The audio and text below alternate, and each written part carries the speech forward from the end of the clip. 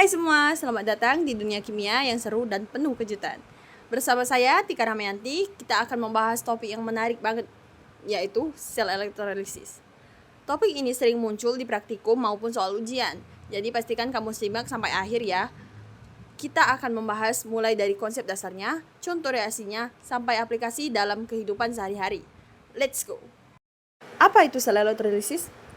Jadi gini, sel elektrolisis adalah sistem yang menggunakan arus listrik dari luar untuk memicu reaksi kimia yang sebenarnya tidak spontan. Berbeda dengan sel volta yang menghasilkan listrik dari reaksi kimia. Sel elektrolisis justru membutuhkan listrik untuk menjalankan reaksinya. Contoh sederhananya adalah pemisahan air atau H2O menjadi gas hidrogen atau H2 dan oksigen O2 dengan arus listrik. Proses ini membutuhkan energi listrik untuk memecah molekul air menjadi unsur-unsur pembentuknya.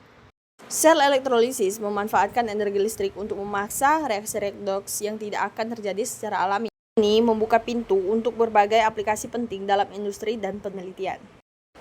Komponen utama sel elektrolisis yang pertama, elektroda.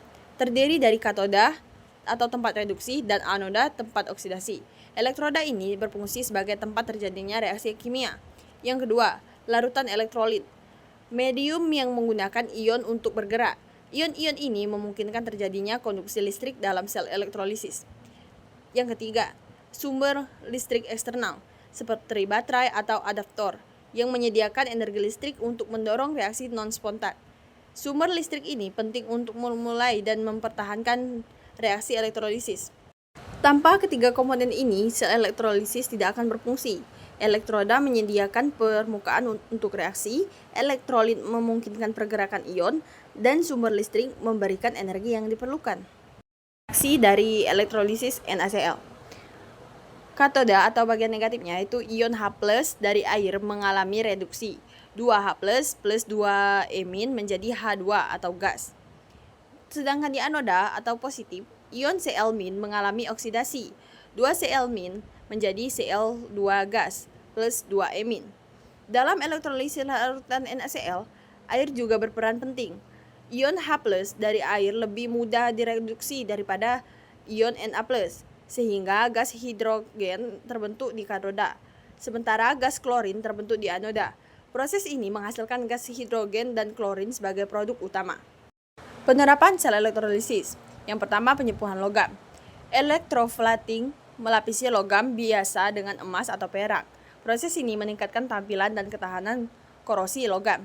Yang kedua, produksi gas industri. Produksi gas hidrogen dan oksigen. Gas-gas ini digunakan dalam berbagai industri, termasuk energi dan manufaktur.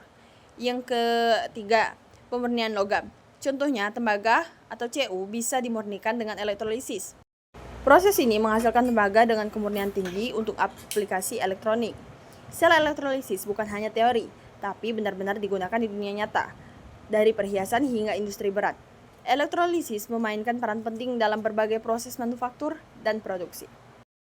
Jadi kesimpulannya, sel elektrolisis ini adalah sistem yang menggunakan listrik untuk mendorong reaksi kimia yang tidak spontan.